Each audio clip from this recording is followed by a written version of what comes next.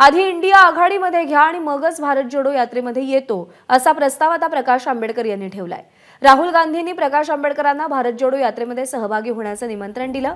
भारत जोडो यात्रेमध्ये सहभागी होण्यासाठी प्रकाश आंबेडकरांनी राहुल गांधींसमोर ही अट ठेवलेली आहे। इंडिया आघाडीमध्ये स्थान द्या आणि मगच भारत जोडो यात्रेमध्ये सहभागी होतो असं प्रकाश आंबेडकर म्हणतात।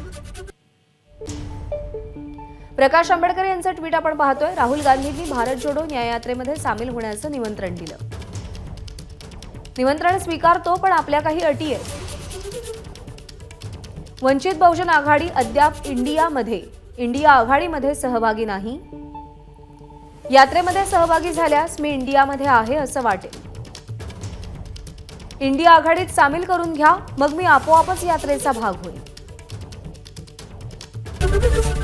एबीपी माझा, उघडा डोळे बघा नीट।